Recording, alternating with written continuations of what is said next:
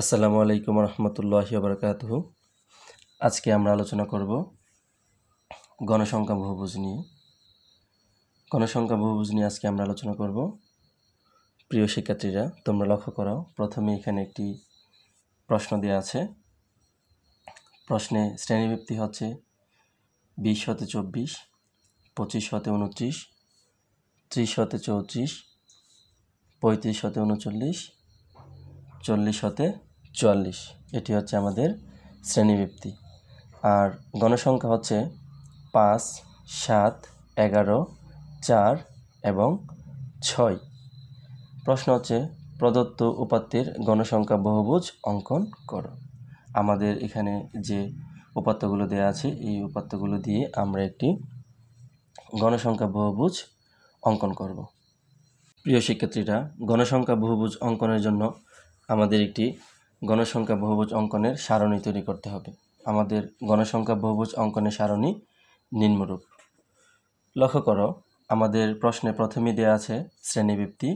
আমাদের এখানে যে শ্রেণীবৃত্তিগুলো দেওয়া আছে, সেই শ্রেণীবৃত্তিগুলো আমরা এখানে প্রথমে বসাবো।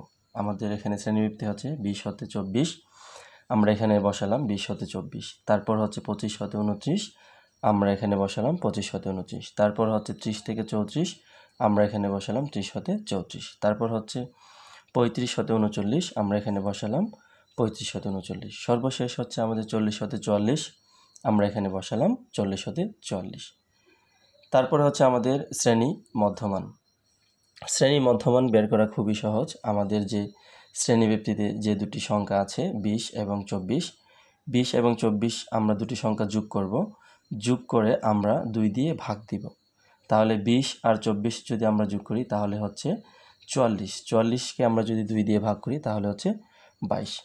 ঠিক প্রতি ক্ষেত্রে আমরা এভাবে দুটি সংখ্যা যোগ করব এবং 2 দিয়ে ভাগ করব। এখানে দুটি সংখ্যা যোগ করব, তারপর 2 দিয়ে ভাগ করব। দুটি সংখ্যা যোগ করব, তারপর 2 দিয়ে ভাগ করব। দুটি সংখ্যা যোগ করব, তারপর 2 দিয়ে ভাগ করব। তারপর সর্বশেষ হচ্ছে আমাদের গণসংখ্যা। প্রশ্ন যে গণসংখ্যা দেওয়া আছে 5, 5, তারপর 7, 7, 11, 11, তারপর হচ্ছে 4, এখানে বসালাম 4, সর্বশেষ হচ্ছে 6 আমাদের, তারপর হচ্ছে 6। এই হচ্ছে আমাদের গণসংখ্যা বহুভুজ অঙ্কনের জন্য সারণী। এই সারণী হতে আমরা নিচে গণসংখ্যা বহুভুজটি অঙ্কন করব। লক্ষ্য করো, গণসংখ্যা বহুভুজ অঙ্কনের জন্য আমাদের x অক্ষ বরাবর, অর্থাৎ নিচের দিকে আমাদের হবে হচ্ছে শ্রেণী মধ্যমান, এবং y অক্ষ বরাবর বা উপরের দিকে হবে হচ্ছে আমাদের গণসংখ্যা। তোমাদের খুব ভালো করে খেয়াল রাখতে হবে, এখানে হবে শ্রেণী মধ্যমান এবং এদিকে হবে আমাদের গণসংখ্যা। খুব ভালো করে লক্ষ্য করো, গণসংখ্যা বহুভুজ অঙ্কনের ক্ষেত্রে আমাদের ভাঙা অংশের পরে যে গড়টি থাকবে, এখানে আমরা কোনো কিছু লিখব না। তারপরে আমরা 5 ঘর পরে চলে যাব। 5 ঘর পরে চলে আসার পর আমাদের এইখানে সর্বপ্রথম যে শ্রেণী মধ্যমান আছে, অর্থাৎ 22, আমাদের প্রথম শ্রেণীবৃত্তির যে প্রথম শ্রেণী মধ্যমান এখানে হচ্ছে আমাদের 22, আমরা এখানে বসাবো 22। তারপর 5 ঘর পর আমাদের দ্বিতীয় যে শ্রেণী মধ্যমান আছে 27, আমরা এটা 27 বসাবো। তারপর আছে আমাদের 32, আমরা এখানে 32 বসাবো।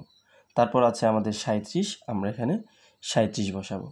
তারপর সর্বশেষ আমাদের যে শ্রেণী মধ্যমান আছে 42, আমরা এখানে 42 বসাবো।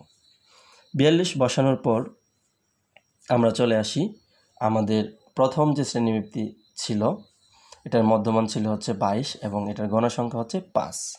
তাহলে আমরা গ্রাফ পেপারে চলে আসব। আমাদের শ্রেণী মধ্যমান যেখানে 22 দিয়ে আছে সেখানে আমরা গণসংখ্যা 5 বসাবো। গণসংখ্যা 5 বসানোর জন্য আমরা এখান থেকে 5টি ঘর গুনে নিব। তাহলে 1, 2, 3, 4, 5, 5 ঘর যেখানে আসবে এখানে আমরা একটা বিন্দু দেব। তারপর আমাদের চলে আসতে হবে দ্বিতীয় শ্রেণী মধ্যমান 27। 27-এর আমাদের গণসংখ্যা হচ্ছে 7। আমরা 27-এ আমরা গণসংখ্যা দিব হচ্ছে 7 ঘর। তাহলে 1, 2, 3, 4, 5, 6, 7। তারপর হচ্ছে 32। 32-এ আমাদের গণসংখ্যা হচ্ছে 11। আমরা 32-এ গণসংখ্যা দিব হচ্ছে 11, তাহলে এখানে 5, এখানে 10, তারপরের ঘর হচ্ছে 11। তারপর হচ্ছে আমাদের 37-এ আমাদের গণসংখ্যা হচ্ছে 4, তাহলে 37-এ আমরা 1 2 3 4 ঘর পরে আমরা একটি বিন্দু দিব। তারপর সর্বশেষ হচ্ছে আমাদের 42-এ আমাদের গণসংখ্যা হচ্ছে 6, তাহলে আমরা 42-এ আমাদের 6 ঘর পরে একটা বিন্দু দেব।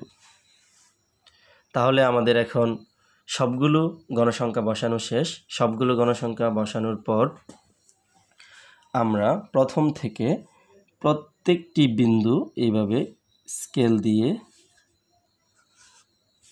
যোগ করে দেব। প্রিয় শিক্ষার্থীরা, তোমরা আরেকটি বিষয় খুব ভালোভাবে খেয়াল করবা। তোমাদের বোঝার সুবিধার্থে আমি এটা রং পেন্সিল দিয়ে করেছি, কিন্তু তোমরা সম্পূর্ণ গ্রাফ পেপারটি পেন্সিল দিয়ে অঙ্কন করবা। অবশ্যই তোমরা পেন্সিল দিয়ে অঙ্কন করবা। তারপর চলে আসো, দেখো আমাদের যে গ্রাফ পেপারটি আমরা রেডি করেছি, এখানে আমরা কিন্তু এই বিন্দুগুলো কিন্তু আমরা নিচে নামাইনি। এদিকেও আমরা প্রথমের দিকেও আমরা নিচে নামাইনি, তারপর শেষের দিকেও আমরা নিচে নামাইনি। আমরা প্রথমেই আমরা যে প্রথম ভাঙা অংশের পর যে প্রথম ঘরটি রেখেছিলাম, এটা কিন্তু আমরা খালি রেখেছিলাম। এটা খালি রাখার আমাদের একটি উদ্দেশ্য ছিল, এখন আমরা সেটি তোমাদেরকে বুঝিয়ে দেব। দেখো, একটু খেয়াল করো, আমাদের 22-এর পরে ছিল 27, 27-এর পরে হচ্ছে 32, 32-এর পরে 37, 37-এর পরে 42, 42-এর পর যদি আমরা কোনো সংখ্যা নেই, তাহলে অবশ্যই এটি 47 নেওয়ার কথা, কারণ প্রতি ক্ষেত্রে আমরা 5 করে বৃদ্ধি করতেছি এখানে, কারণ আমাদের প্রশ্নে শ্রেণীবৃত্তি হচ্ছে 5। প্রশ্নে আমাদের শ্রেণীবৃত্তি কত? 5। দেখো, 20, 21, 22, 23, 24, তাহলে আমাদের শ্রেণীবৃত্তি হচ্ছে 5।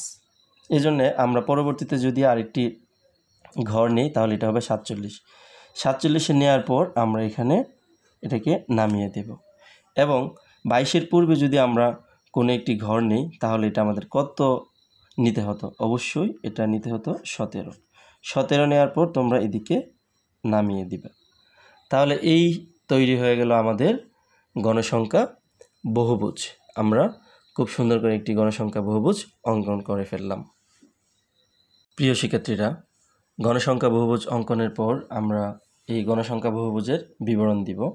তোমরা খুব ভালোভাবে লক্ষ্য করো, আমরা এই গণসংখ্যা বহুভুজটি অঙ্কনের সময় আমাদের এক্স অক্ষ বরাবর আমরা কি দিয়েছিলাম? শ্রেণী মধ্যমান।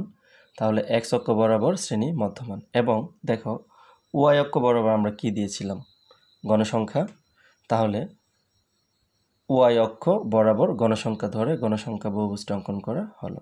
তাহলে আমাদের এক্স অক্ষ বরাবর হচ্ছে শ্রেণী মধ্যমান, এবং ওয়াই অক্ষ বরাবর হচ্ছে আমাদের গণসংখ্যা। ওয়াই অক্ষ বরাবর হচ্ছে আমাদের গণসংখ্যা ধরে আমরা এই গণসংখ্যা বহুভুজটি অঙ্কন করেছি।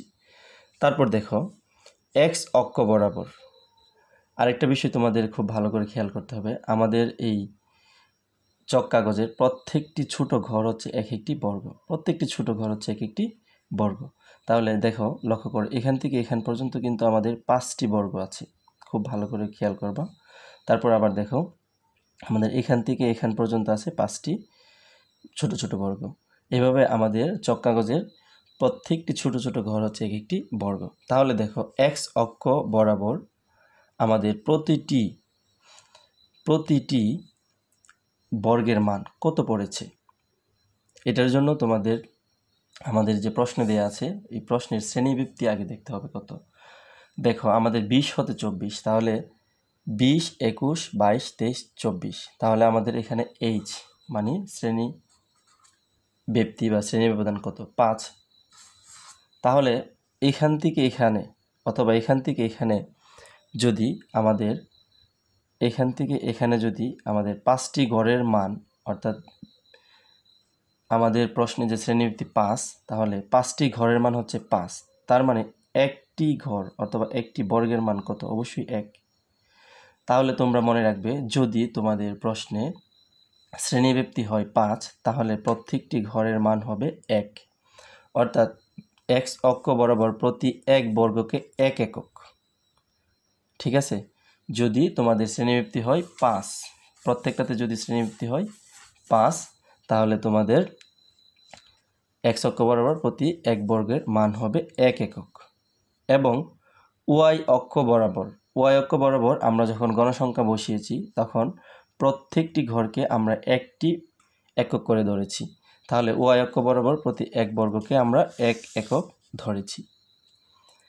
আরেকটি বিষয় লক্ষ্য করো, আমরা শূন্য হতে এই যে 5টি ঘর আছে, এই 5টি ঘর কিন্তু আমরা ভেঙে দিয়েছিলাম, অর্থাৎ ভাঙা অংশ দিয়ে আমাদের শূন্য হতে প্রথম যে সংখ্যাটি থাকবে, এখানে আছে হচ্ছে 17, তাহলে ভাঙা অংশের পর যে সংখ্যাটি থাকবে শূন্য হতে এত পর্যন্ত ঘরকে ভাঙা অংশ দিয়ে বোঝানো হবে, অর্থাৎ এখানে হচ্ছে 0 আর এখানে হচ্ছে 17, তার মানে আমাদের ভাঙা অংশ দিয়ে 0 থেকে 17 পর্যন্ত ঘরকে বোঝানো হয়েছে।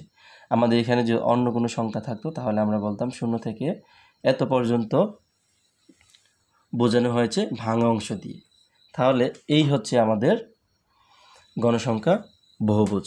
তোমরা আরেকটি বিষয় লক্ষ্য করবে, আমাদের x অক্ষ বরাবর যদি আমাদের h হয় 5, তাহলে x অক্ষ বরাবর হবে প্রতি বর্গ হবে 1 একক। আর আমাদের h যদি হয় 10, তাহলে x অক্ষ তোমার প্রতি বর্গ হবে 2 একক। তার মানে হচ্ছে তোমার x অক্ষ বরাবর কত একক হবে, এটা হচ্ছে তোমার শ্রেণী ব্যবধান যত আমাদের এখানে 5 ঘর পরে পরে আমরা হিসাব করি, তার মানে তোমরা এই যে আমাদের এখানে 5টি ঘর, তার মানে তোমাদের শ্রেণী ব্যবধান যত, অর্থাৎ h তোমার যত হবে অতকে তোমরা 5 দিয়ে ভাগ করবা। তোমাদের শ্রেণী ব্যবধান যদি হয় 5, তাহলে 5কে 5 দিয়ে ভাগ করবা, তাহলে হবে 1। তোমাদের শ্রেণী ব্যবধান যদি হয় 10, তাহলে 10কে তোমরা 5 দিয়ে ভাগ করবে, হবে 2। শ্রেণী ব্যবধান যদি তোমাদের হয় 6, তাহলে 6কে তোমরা 5 দিয়ে ভাগ করবে, যত হয় এখানে x অক্ষ বরাবর প্রতি বর্গকে এত একক হবে। তাহলে তোমাদের শ্রেণী ব্যবধান যত হবে, অর্থাৎ h যত হবে অতকে যদি তোমরা 5 দিয়ে ভাগ করো, যত হবে অত একক হবে এখানে x অক্ষ বরাবর। ঠিক আছে, আশা করি তোমরা এটা বুঝতে পেরেছো।